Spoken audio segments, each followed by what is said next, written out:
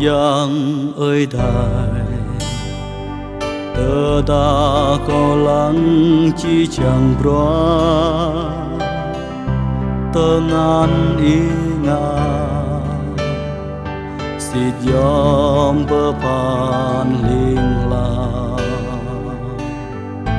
câu bu binh tụ có mưa lại crom đã mang đầy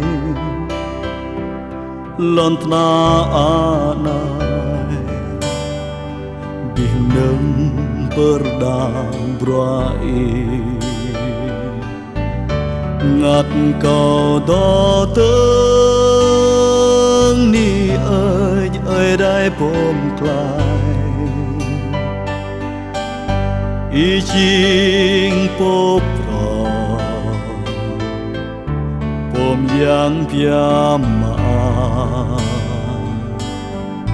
ngàn cầu đó tương ni ơi đây bom clay ý chinh pop bom yang piama tơ đang có mình ơi đây bu ơi an na như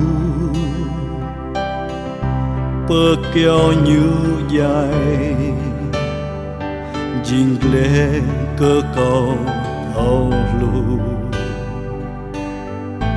bơ keo bơ cal như lam lệch trao có hàng hất như tu ra dài làm hỷ tơ lời so cầu ngàn cầu đó đơn ni ơi đây bom clay ý chinh bốp bom yang piama ngạt cầu đó đơn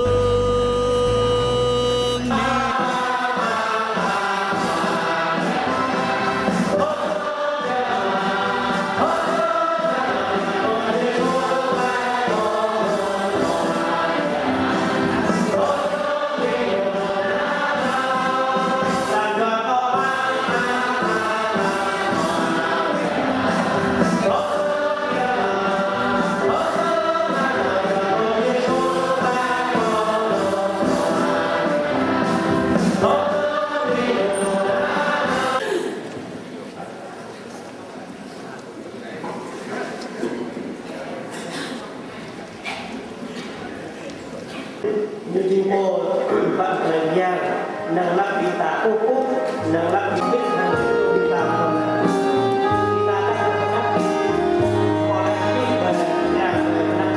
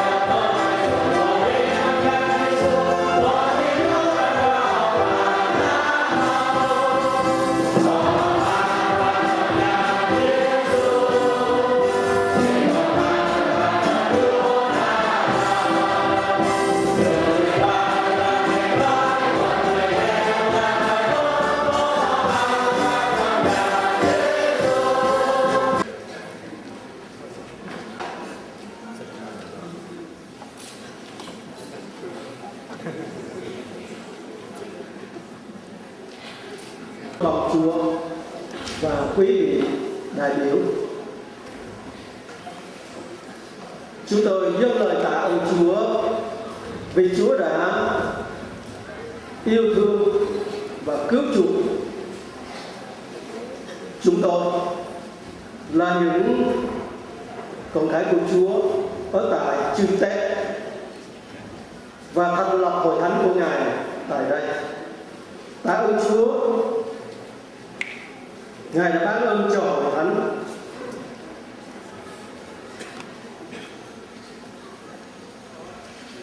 đã được xây dựng một nơi thờ phượng Chúa. Và bắt đầu từ ngày 27 tháng 3 năm 2010 là ngày lễ đặt viên đá xây dựng. Cho đến hôm nay thì Đức Chúa Trời đã ban phước cho hội thánh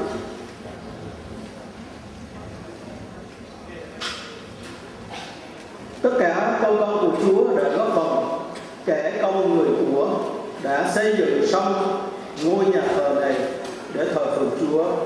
Và cảm ơn Chúa cho được sự hướng dẫn của ban trị sự tổng liên hội, của ban đại diện và được sự chấp thuận của chính quyền các cấp từ tỉnh, huyện và xã. Buổi sáng nay, Hội Thánh Chúa tại Chư Tế đã được tổ chức lễ cung hiến và cảm tạ nhà thờ Chư Tế.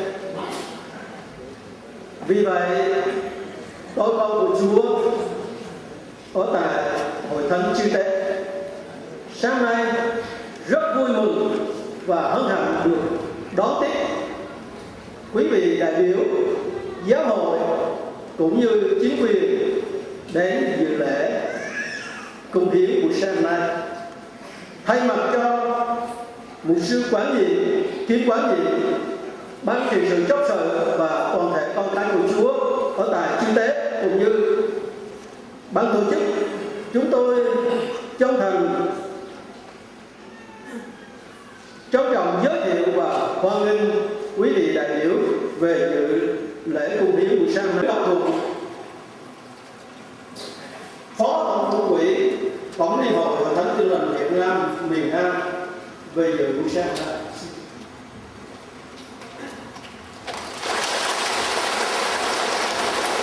Trân trọng giới thiệu mục sư Suy Nghiêm, Ủy viên Tổng Liên hiệp Hội đặc trách mục vụ tỉnh Gia Lai và Kon Tum về dự. Chúng tôi trân trọng giới thiệu mục sư Phạm Sinh, trưởng ban đại diện Tin lành tỉnh Gia Lai và quý mục sư trong đoàn.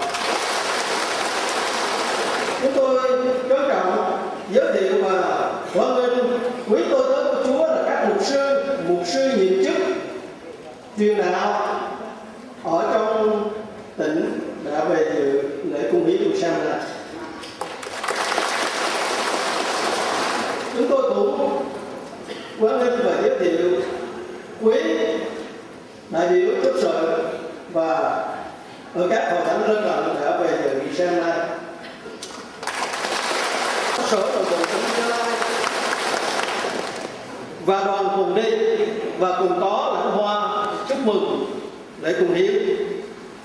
Chúng tôi trân trọng giới thiệu cũng có lãng hoa chúc mừng. Chúng tôi xin trân trọng kính mời quý hội chúng ta cùng đứng lên để mà hoan nghênh tất cả quý vị đại biểu. Năm một cái tốt tại cái đi ngam nhiều rai, cho nên tại này có lại học mà tại khắp ba ở đây đó không biết hàng bí vang, tại khắp ba ở đây đó không biết bằng xa ở đây chỉ tay bên này, là sau ở đây cô tại phúc phúc bằng quả này năm ở đây năng lập bình tàng phúc phúc năng lắp bình ta bini ơi nên bình ta mau không biết bằng rác lại to mro tuarpan bình ta đó bini ơi có Giêsu mro tuarpan santo bình ta cũng đông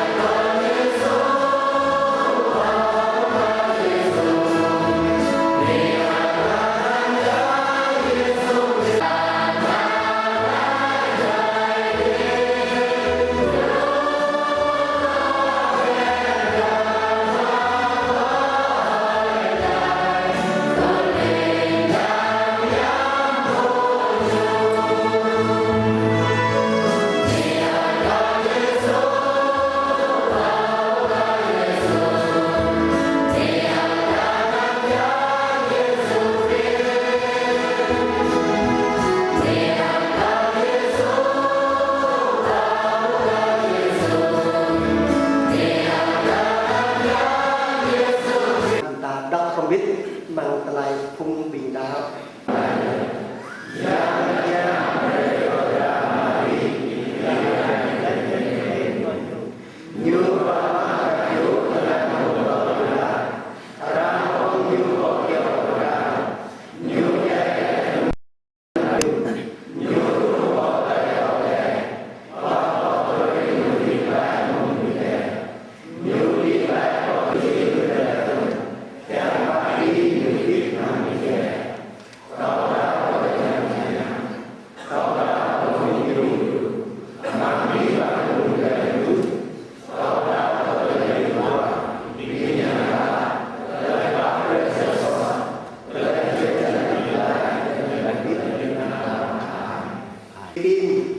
ủy viên mục vụ đặc trách Gia Lai Con Tum.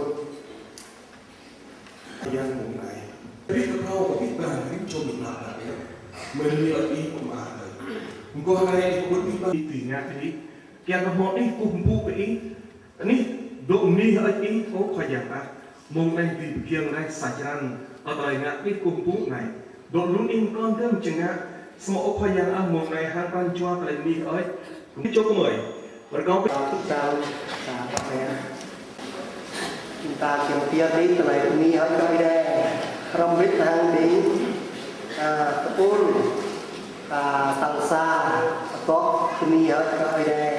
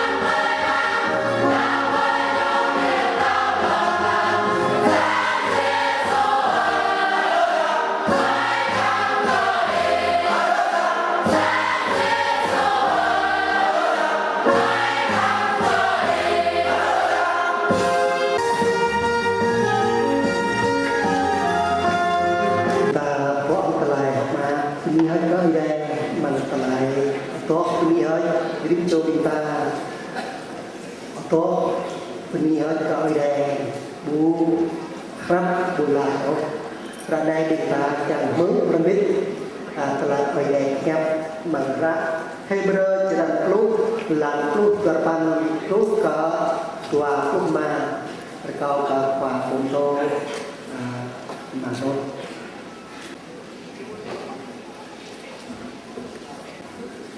xin tuyên lên đọc đến Chúa Trời khuyên phải trông cậy tin chắc trung tín và nhìn nhục. Hỏi em mà Ngài đã mở ngang qua cái màn, nghĩa là ngang qua sát Ngài. Lẽ vì chúng ta có một thầy tế lễ hình Đức Chúa Trời. Hãy cầm giữ sự làm chứng về điều chúng ta trông đợi, chẳng chuyển lai, vì đấng đã hứa cùng chúng ta là thành tín. Ai nấy hãy coi sóc nhau. Tepul tua telah tua kakung kiton mero patuk lau ada kau di tepul tua.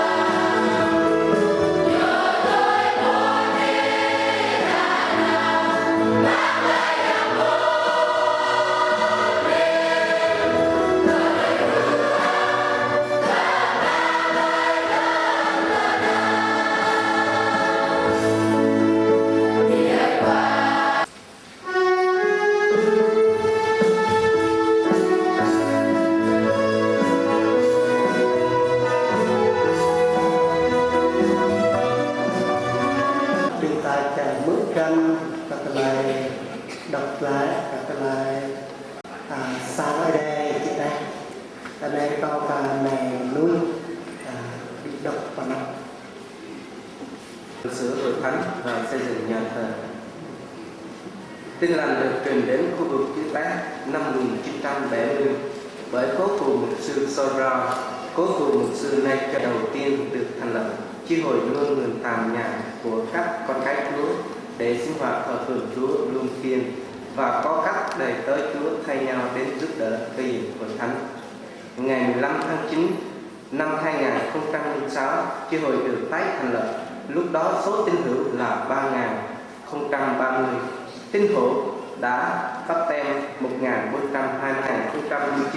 Mục sư Willis kiêm quản nhiệm.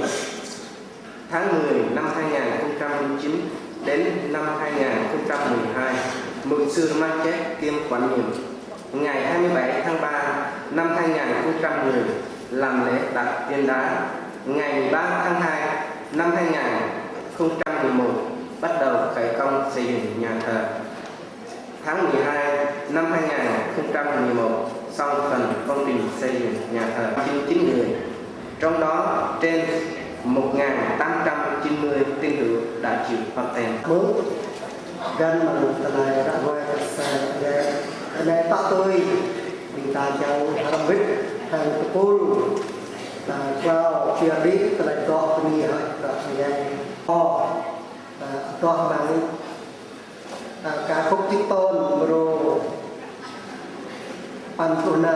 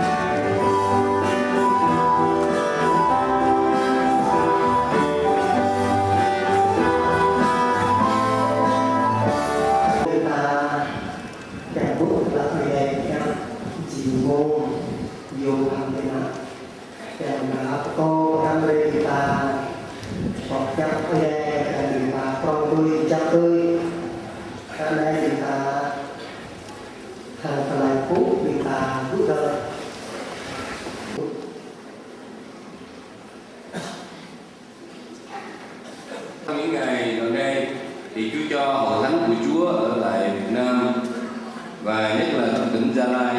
tiền thì có rất nhiều nhà thờ, nhà nguyện được xây. Cho nên kita đi lại đây hôm nay thì Hai ở huyện Cát Loa, ở xã Gia Bét những lời cảm ơn bởi vì đã có tạo điều kiện rất là tốt cho thánh Chí Thánh. có lời phía sang công bố bằng quát này muốn chỉ mất màn thích gốc nhạc. Ông nội Kinh Thánh ở trong Hebrew đoạn 10 thì câu 19 có 25 và câu gốc ở câu thứ 19. Ở anh em vì chúng ta nhiều quyết Chúa Giêsu được giảng dĩ vào nơi đất thánh. Cho nên bằng rằng pun Kristo di dalam hai gereja roh bằng rằng mengganti Tuhan pun Gotoma sama dengan pun Kristo di dalam dengan Tuhan ở di dalam người sementara kita kepada Yesus Kristus hantaran jua Jerusalem dunia. Đền thờ Jerusalem được Chúa cho xây dựng để thờ phượng Đức Chúa Trời và đó là một đền thờ lớn và rất là tốt đẹp. Cho nên sang Jerusalem ở negeri công trình ở tại cung cố anh chỉ có sang cung cố rau gì mà. Tại thành Jerusalem có 3 lần người ta xây dựng đền thờ, đó là đền thờ do vua Salomon xây dựng, đền thờ do Solomon làm việc hầu việc Chúa Trời. Cho nên đi cố gắng đấy, chỉ đi các mình khoa nghệ giang cả ở đây. Còn trong nơi chí thánh là nơi mà chỉ có thể tế lễ tượng phẩm mới được phép bước vào. Rồi bữa đi có chỉ em đi là mò xa bắt ăn phang rồi. Và thầy tế lễ làm thế nào có thể bước vào ở trong nơi chí thánh đó? Cho nên khi bộ khoa nghệ giang từ lúc mà đi mà có chỉ em này. Điều kiện thứ nhất là họ phải là Chỉ em này ở đây dùng không gian và rác lô mà ăn kẹp kia. và trong cái ngày đại lễ chuộc tội thì thầy tế lễ tượng phẩm đem huyết của sinh tế đó. Rác mà lô ăn kia lần ăn ngay giang lần và lúc mà ít có này để mình ốp bên ta để mình bia ra lần. Nói một cách dễ hiểu hơn là dân sự muốn đến gần với Chúa Trời thì phải có qua thầy tế lễ tượng phẩm và nhờ huyết của con sinh tế. Con sinh tế đó là các hình ảnh biểu tượng về Chúa Giêsu Christ. Cho nên rác ở bộ rác lô mà ăn kia lần như kiểu này ở bài Jesus Christ. Con người muôn đời không thể đến gần với Chúa Trời, không thể vào nơi Chúa Trời là thánh khiết của chúng ta là tội lỗi cho nên không thể vào con người. Cho nên ở đây chính tôi cũng chính nhau. Cho nên chính những ăn mới đi ta chỉ người sống, cho nên khi ta một kỳ được có hỏi này. Thì Chúa Trời đã từng phán rằng không phải vì có tay ta ngắn mà ta không thể giải cứu các ngươi, không phải tay ta nặng mà ta nghe không nghe lời cầu nguyện các ngươi, nhưng vì cớ tội lỗi các ngươi. Vì vậy ông Israel cũng như tất cả mọi dân tộc khác đều rất muốn đến gần với Chúa Trời nhưng mà không thể đến. Cho nên chúng ta phải bắt đầu Israel là lúc người đi làm là còn kia chúng ta nào chỉ ở đây, sao mà nhiều đi làm chỉ không? Muốn thế thì họ phải qua thầy tế lễ cũng như là về việc là phải có huyết để có thể được sạch. Cho nên nó chính xác là còn nó từ lúc đi đúng người mà nhiều ngày dài, em mong rằng có tìm mong lên nào. Cho nên trước kia chúng ta đi thờ phượng, khi Chúa chúng ta thờ phượng chúng ta có nhiều chi cũng suy. Cuộc đời đây là đặt và đặt không nhận nhờ. Nhưng Đức Chúa Trời đã ban cho chúng ta một cái sự mở, một con đường mới để cho chúng ta có thể được. Như anh có nhớ không ăn trời mà. Khi Chúa Giêsu đến trần gian thì Ngài đã sẵn sàng để hy sinh để mà giảng dạy về nước của Chúa Trời. Nên dù đây em to, em nắng chúng ta từ cái ta phăng bởi đi, có chiếc em tầm dù chỉ hay cái chỉ đoàn. Có nghĩa là Đức Chúa Trời chấp nhận sự hy sinh của Chúa Giêsu. Chúng ta không thể nào được sự tha thứ Chúa Giêsu Christ thì chúng ta đưa quyền đến với Ngài và để thờ phượng Chúa và để Bây giờ đi xuống chỉ một quan này giờ còn ốc này, rồng ốc này, kèm ba các như cô giờ nhảy giang kèm một hai cái bàn biến trùng cả.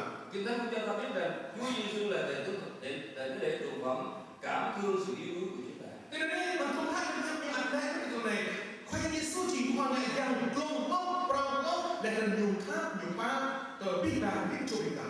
Hiện nay Ngài về trời và cầu xin hứa Chúa Trời để cầu nguyện cho chúng ta. Thế nên đã hay khoai như Giêsu thuộc cả nó ơi đấy, bởi vì năm nhiều thuộc biết không giờ này là chúng ta biến trùng cả. Như vậy chúng ta rất vui bởi vì chúng ta có Chúa Giêsu là thầy tế lễ tượng phẩm cầu thay chúng ta và chúng ta cũng nhờ chính quyết Ngài để bước vào trong nơi Chí Thánh. Đi gặp đi ở đây người ta hơn áp giờ người ta hâu khoai như Giêsu chỉ bộ làm đến cho chúng ta và biết ban tới kèm hồ tới plan đến cho chúng ta để là nhu cầu cái nó ở đây của biết không giờ này rồi biết ban đến cho chúng ta.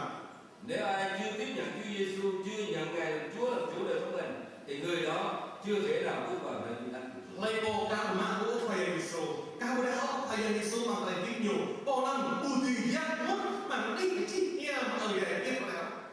Bây giờ chúng ta qua điểm thứ hai, đó là cái bản chất khi chúng ta bước vào nơi Chúa Thánh. Thế nên nói là phải đi cho chúng ta, chúng ta yang mà ini kecilnya này, nhưng vậy.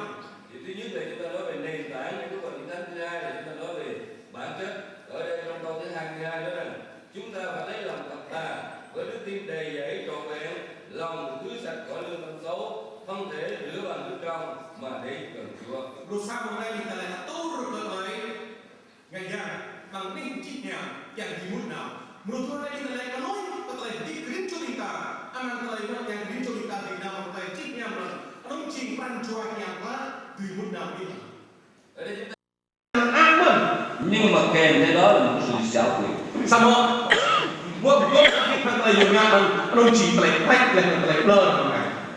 Một bài báo không phải là của Cơ Đốc giáo nhưng vẫn công nhận rằng những người tín đồ tin lành là những người phải sống chậm. Tidak ni, buat kita hak betul ni bujur tinggal ke dalam kita. Sama binyo atau umun, laman, lepo dah kau yang rak mak ni, new bujur cing kau rak mak kita ni. Kau dah man, kau tahu man, ada, kau tahu yang, nên chỉ tung lung của kita, new bujur kita no. Tin Đức Chúa Trời, tin Đức Chúa Giêsu là mời Chúa ngự vào lòng chúng ta và lại làm chủ cuộc đời. Thế rồi nên đó khoai yang keng leng nhiều, tu khoai yang, tu memperjuang dari diri kita, gigi kita, dan bayang kita, akan terkita tu. Tin Đức Chúa Trời chúng ta có kinh nghiệm về Thiên Chúa. Thế rồi nên yang đó khoai yang keng leng kita không có biết mà phải mừng khăn khoai yang. Chúng ta biết rõ Đức Chúa Trời chúng ta là đấng tồn tại, tức là ở các cõi đời. Kita katakan khoai yang kita jin, produk yak ni, mau bông tai yak ni. Đức Chúa Trời của chúng ta là đấng toàn tri, nghĩa là biết tất cả mọi sự. Thế rồi nên ở đây jin po thâu biết mà.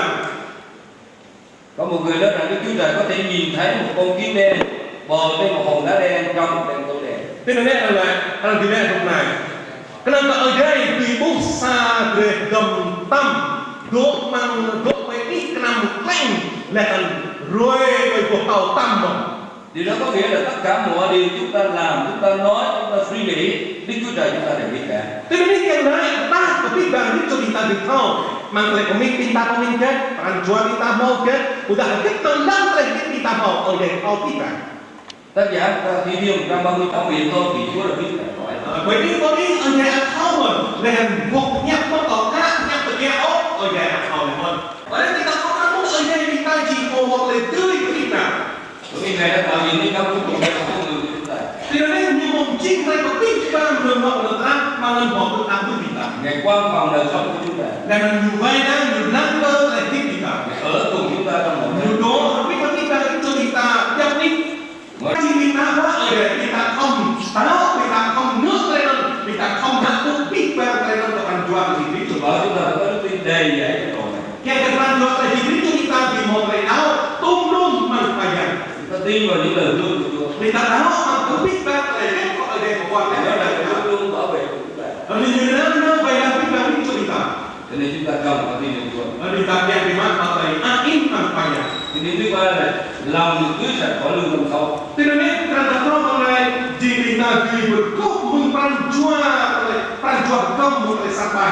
Thì chúng ta chưa tin Chúa thì lương tâm chúng ta ở trong cái tình trạng gọi là xấu xa. Tidak ni tapi kata orang ada peranjuan lah kita itu mulai sampai.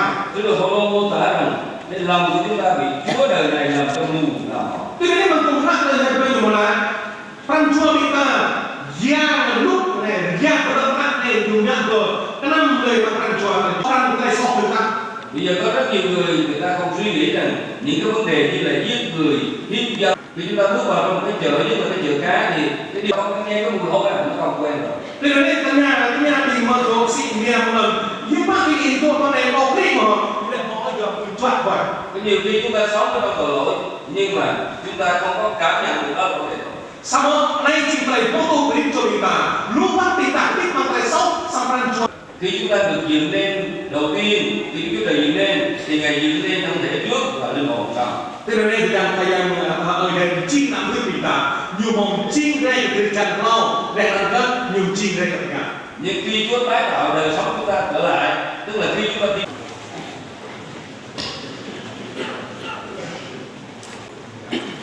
Kan membaca kena ada mau pha bên ta học theo hơn câu eco ta bên ta của chấp bên ta mà học theo này bên ta nào có nắp ở đây câu sa chuột là tâm trạng mình sự học sinh trưởng ban đại diện con người đọc là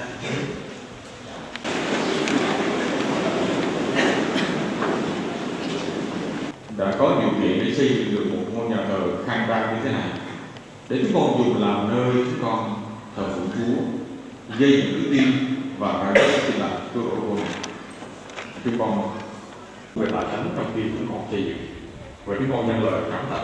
Chúng con làm những điều mà chúng con vừa nói để cho mọi người về ngôi nhà thờ này. Và tại đây và xin Chúa cho các con khác của Chúa tại đây, mỗi một ông bà anh chị chúng con sẽ không có bỏ qua sự nói lại như một số kẻ qua lại. Con cứ tiếp tục sống cho Chúa và chúng con thờ phượng Ngài. Nhưng mà Chúa xin Chúa Ngài thăm viếng và thiếu những điều đó, bởi vì chúng con biết rằng nếu chúng con thiếu những điều đó thì Chúa sẽ không nhận lấy sự thờ phượng của chúng con. Chúa sẽ không nhận lấy cái lời cầu nguyện của chúng con. Cho nên nhờ nhà danh Chúa Giêsu Christ. nào càng việc đi lại có mi hạt cả ở đây sang ở đây lại o có bằng hạt cả cốc tích tôn mro phá tốt pan ploma cao cả sang ở đây lại o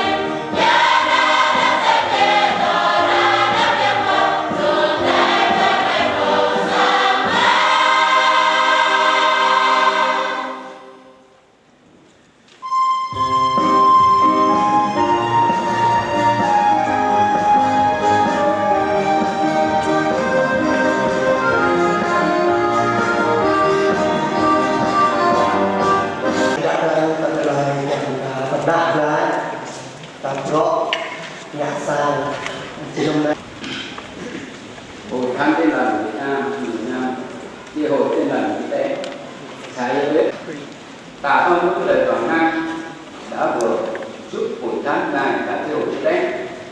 kẻ công người hứa kẻ người nhiều đã chung lòng có sức xây cất một nhà thờ bằng vật liệu nặng như sau. Kích thước dài 30 mét, rộng 21,20 mét, mặt gió cao 12 sâu 15 mét, mái cửa tôn nền lát gạch men. Về kinh phí xây dựng, tên đồ với những hội dân 1 tỷ 772 triệu 612.000 đồng, kế hội bản dân 12 triệu 400.000 đồng,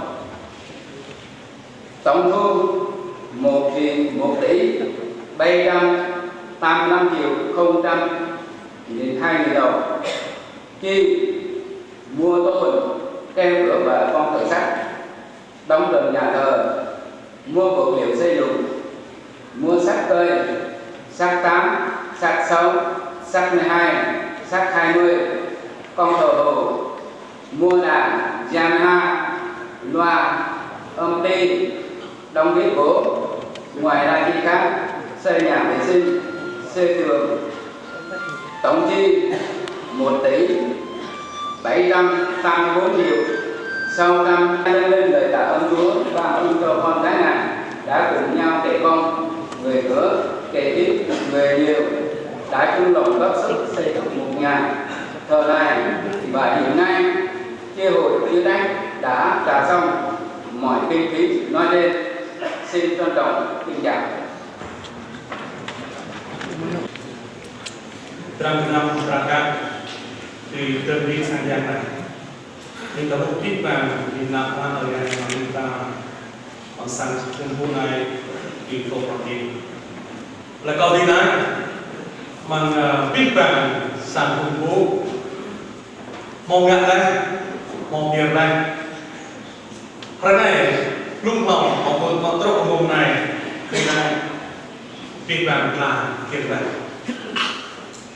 Thì tâm lý ở đây là này lúc đấy đà này từ lòng vùng này từ lòng vùng với tất cả các lan nó chẳng cả lan nó một người sau một ngày về đến với nhau thì sáng ở đây chúng ta thì kêu biết rằng này lúc chính sao làm cho ai lúc biết cho chúng ta sao làm cái đi ai cũng làm cho ta biết cho chúng ta thì một ngày chắc làm phải một ngày mình phải từng nào tập luyện thì giờ đi sang cung phúc để học phải Chẳng hạn, mưa sáng cái cùng quốc này mình ta chỉ mang cũng tới gương nhau tới đó là chắc biết vàng đoạn kết từ con chim mà sang cái lúc này bằng là điều đó thầy tốt kênh này thầy bằng lại lũ lắm con là biết vàng này mong thầy gương nhau mà phải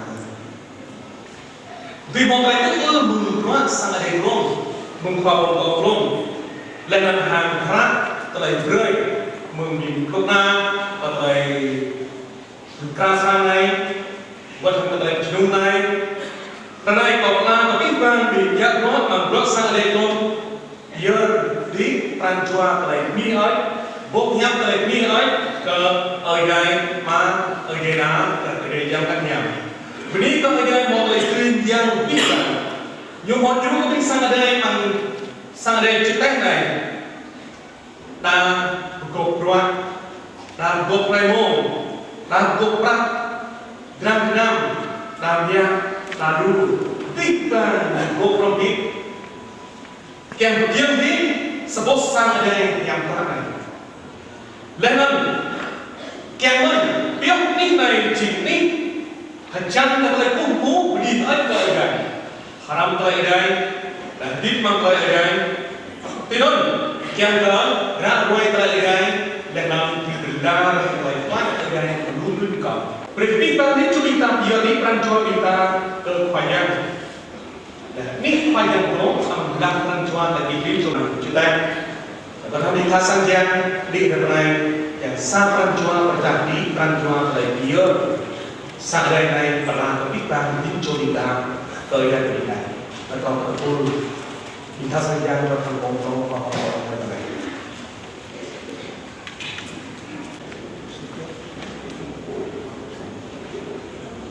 Tim Tha Sang Giang yang Sang Chua Pang Tip Pahyak Telai Piyơ Ní Của Khoa Giang Sang Cung Phú này Câu Công Họp Công Tô Về làm Rốt Sang Đẹp này Đọc Khắc Telai Piyơ Sang Cung Phú này Việt Nam Chi hội Tin Lành Chia Tay xã Gia Pết huyện Đắc Đoa tỉnh Gia Lai, Cộng hòa xã hội chủ nghĩa Việt Nam độc lập tự do hạnh phúc, tờ Công hiến nhà thờ.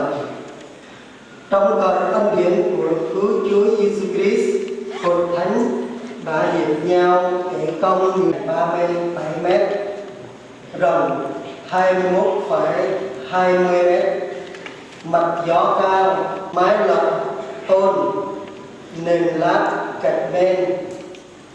Ngôi nhà thờ tọa lạc trên phần đất của Hội Thánh tại Lành Lâm Thung, huyện Đắc Đoa, tỉnh Gia Lai.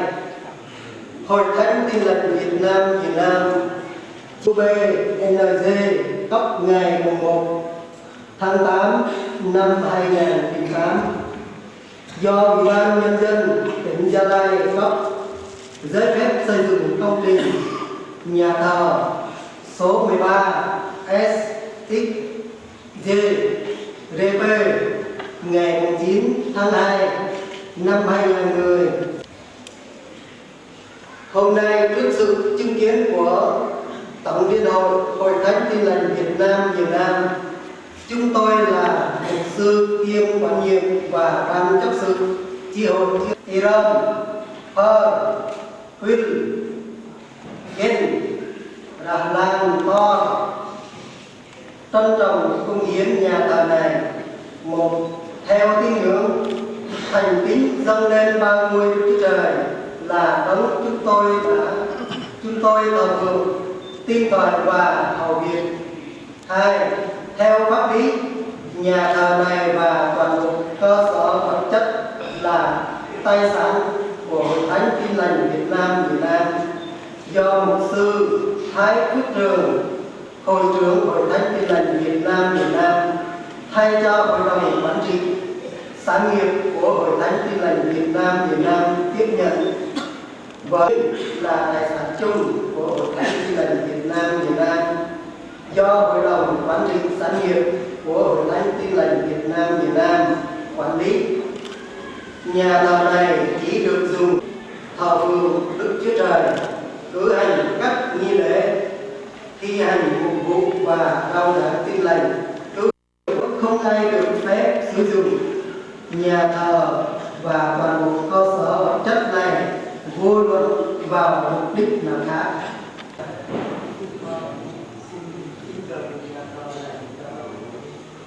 Để làm nơi thờ phượng và tôn vinh Đức Chúa Trời ba ngôi.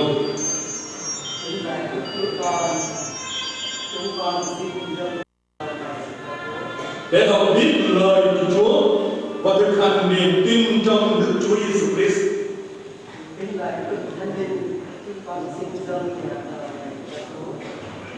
Để rao giảng tin lành cứu rỗi bởi quyền năng Đức Thánh Linh, nguyện Đức Chúa Trời ban ngôi nhận lời cầu nguyện này của chúng con với dân lên. Amen. Thay mặt cho ban quản trị tài sản của Hội Thánh Tin Lành Việt Nam, mục sư Nguyễn Ngọc Thuận sẽ tiếp nhận lời cung hiến, tờ cung hiến và cầu nguyện cho việc cung hiến nhà thờ. Trân trọng kính mời mục sư.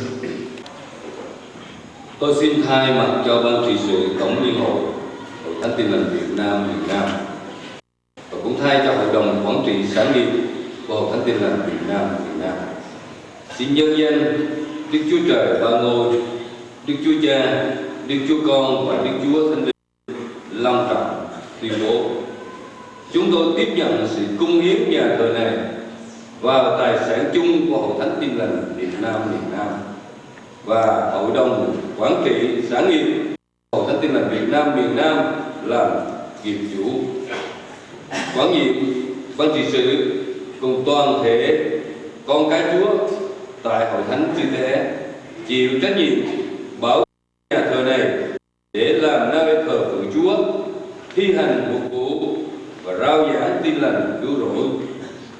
Tuyệt đối không được sử dụng vào bất cứ mục đích nào khác. Bây giờ tôi trân trọng kính mời hội thánh và quý vị đại biểu cùng đứng lên hiệp chung với tôi để cầu nguyện cung hiến ngôi thánh đường này và ban cho chúng con được làm con cái của Ngài. Đây đã được Chúa ban cho những con cái của Ngài cùng chung nhóm họp thờ phượng Chúa nhiều năm nay. Chúng con cảm ơn Chúa vì ơn lành của Ngài để giữ gìn, duy trì và phát triển hội thánh của Chúa. Chúng con cảm ơn Chúa vì nhu cầu công việc nhà Ngài, nhất là có nơi để cho các con cái của Chúa nhóm lại thờ phượng Chúa. Cho nên Chúa đã ban để góp phần vào để xây dựng ngôi nhà thờ khang trang đẹp đẽ mà chúng con đang thờ phượng Chúa. Và giờ đây chúng con đang cầu nguyện để cung hiến ngôi đền thờ này cho Chúa để làm nơi Chúa ngự. Ở nhỏ bé này chúng con đã dựng nên và chúng con bằng lòng cung hiến cho Đức Chúa Trời để làm nơi thờ cho danh. Xin Chúa hãy ngự vào giữa nơi thánh này để cho con dân của Ngài được thờ vâng Ngài. Đền thờ này tại Chúa và hết lòng cầu nguyện nhân danh Chúa Giêsu Christ. Amen. Mời quý vị ngồi. Thay mặt cho ban trị sự cảm ơn mục sư Nguyễn Ngọc Thuận, phó tổng cục trưởng tổng liên hội sẽ có lời chúc mừng và tặng quà của chi hội. Khi đứng nhìn cái ngôi nhà thờ của bước vào, rồi nhìn lấy bề chiên của Chúa đây, lòng rất nhiều việc kỳ diệu hơn cho chúng ta, quá sự thay cho một sư hội trưởng ban trị sự tổng liên hội hội thánh lành Việt Nam. Xin gửi đến quý ông bà, anh chị em trong hội thánh của Chúa tại đây lời chúc mừng vì chúng ta đã có một ngôi thánh đường rộng rãi, đẹp đẽ để chúng ta làm ước mong của ban sự tổng liên hội là con cái của Chúa, bày tỏ lòng vui mừng đó bằng cách sống một cách đẹp lòng Chúa, yêu mến Chúa, bày tỏ cho mọi người biết về Chúa của chúng ta. Sự quản nhiệm và ban trị sự chấp sự của hội thánh và về con cái của Chúa nhân cái ngày vui mừng này.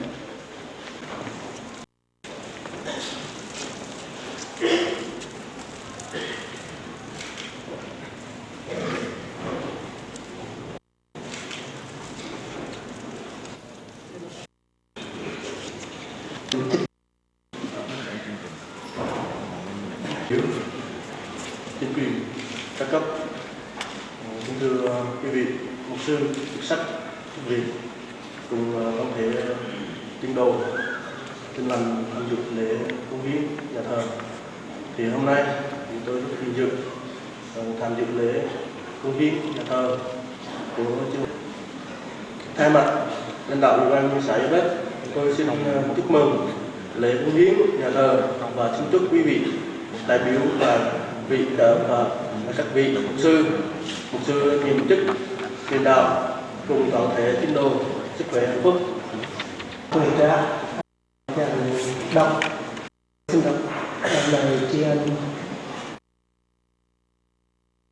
Hiểu kính thưa quý vị khách quý, cho phép tôi thay mặt chấp sự và tín hữu của chi hội gửi lời tri ân và lời cảm ơn về sự ưu ái, quan tâm của quý hoa và lời chúc mừng.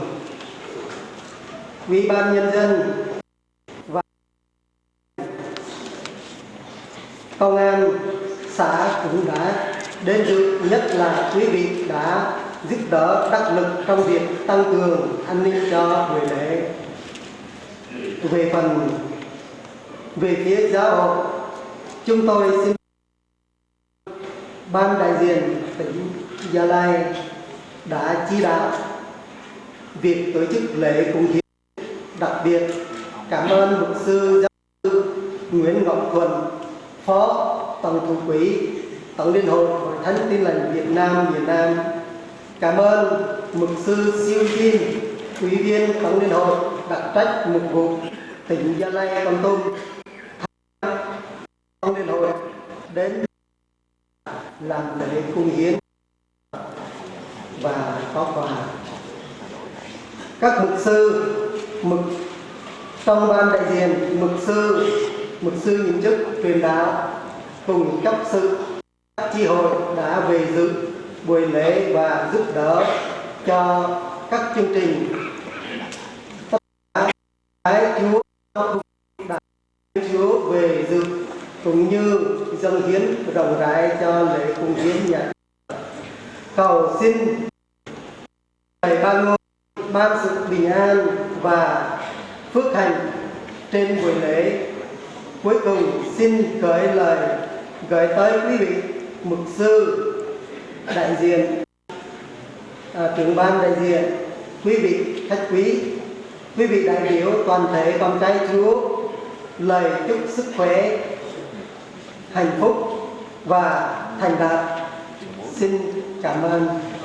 Đức Chúa Trời Ba Ngôi, ban tình yêu thương của Đức Chúa Cha, ân điển của Đức Chúa Giêsu hết thảy mỗi người chúng con, nhất là với mục sư Kim Quảng Nhiệm, ban trị sự chấp sự toàn thể con cái của Chúa tại hội thánh Chư Tể, để tất cả anh em chúng con sống đẹp lòng Chúa, yêu mến Ngài.